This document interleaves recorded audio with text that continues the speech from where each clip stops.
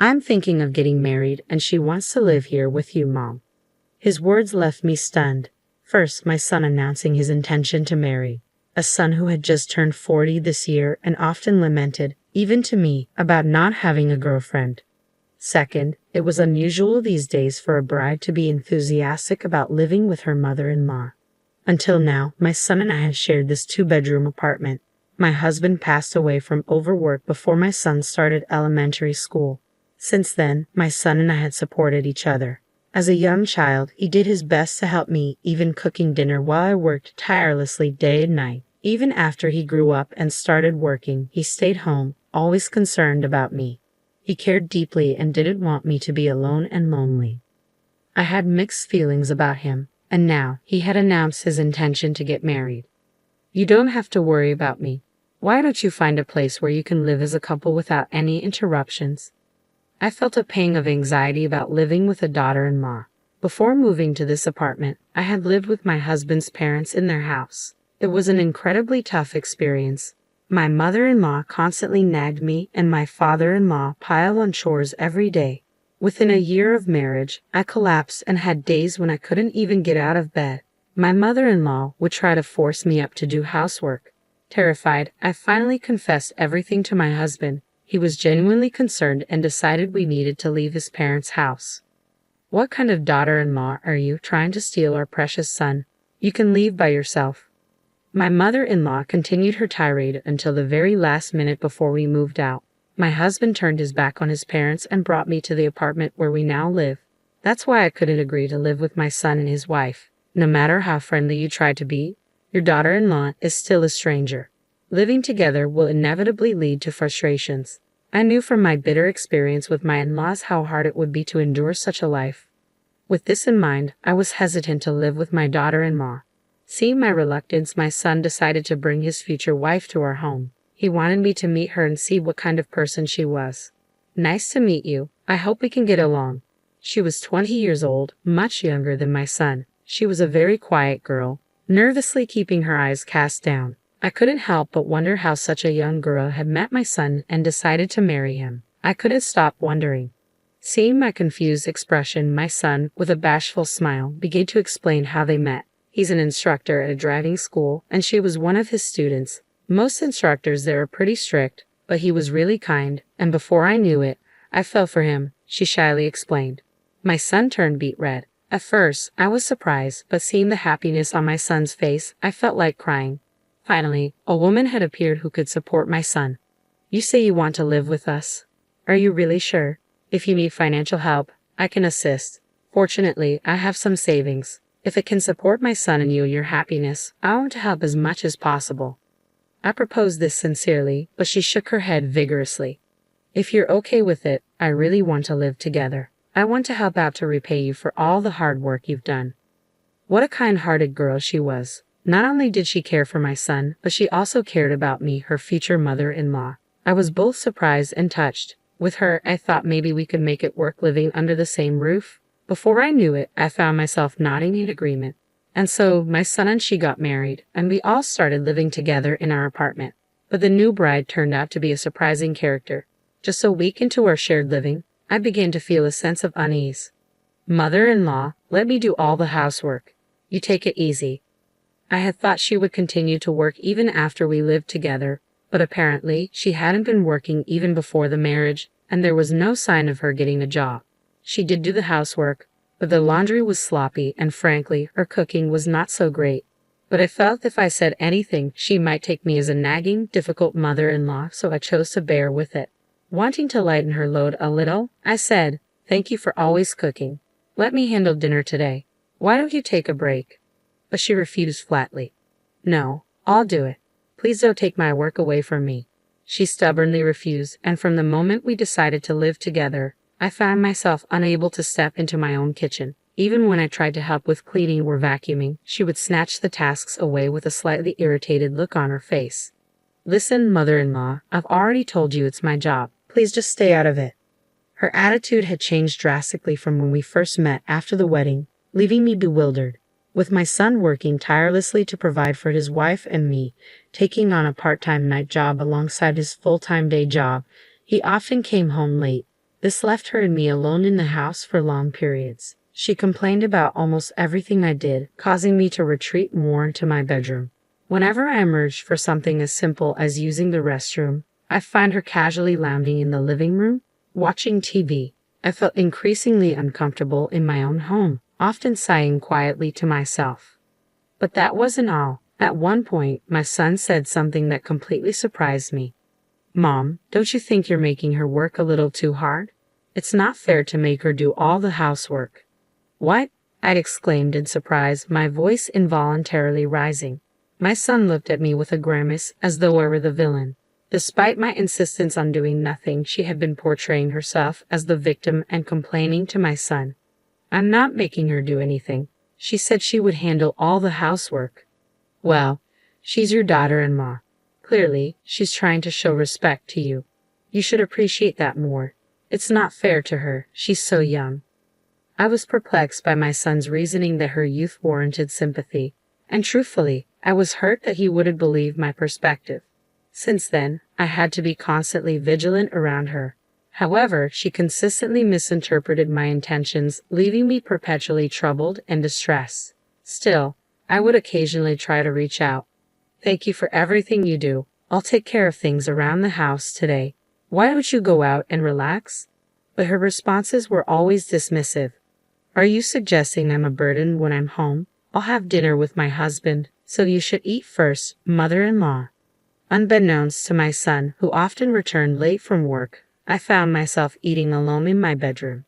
The silence, without the comforting hum of the television, made me feel unbearably lonely.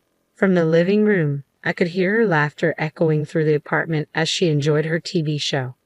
I began to fear that I would always be seen as an intruder in this home. This situation persisted for nearly a year. One day, after finishing my meal in my room as usual, I reluctantly went to the kitchen to wash the dishes. Avoiding the living room, which had been completely redecorated to fit my daughter-in-law's taste, I hurriedly started washing the dishes.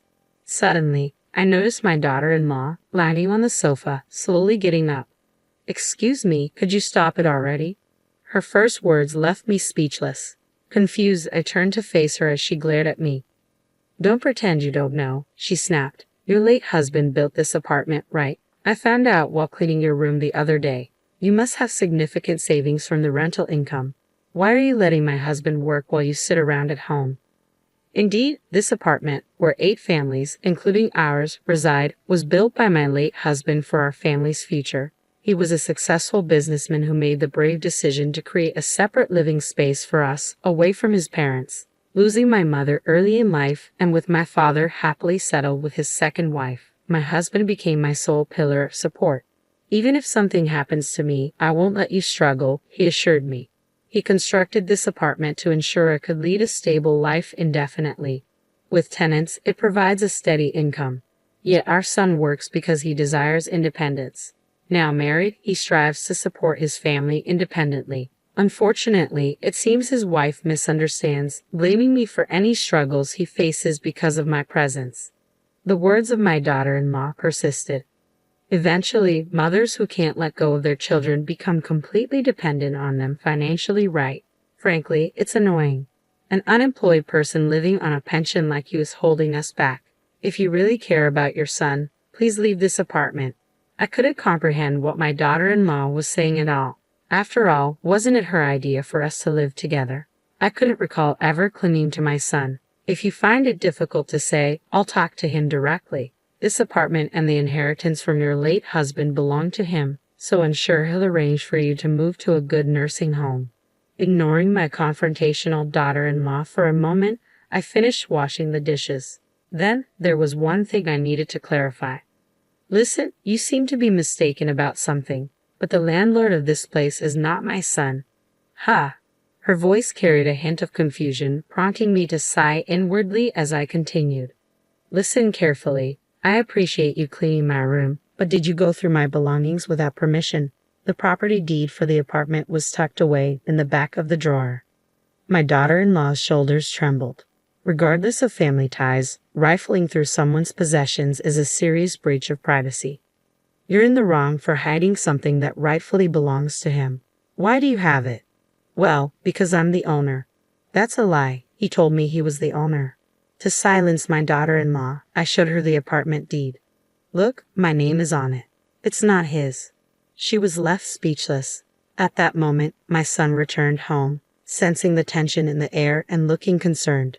His wife, visibly agitated, thrust the apartment deed at him. Hey, weren't you claiming you're the owner of this apartment? Explain this. Caught off guard by his wife's anger, my son finally looked guilty.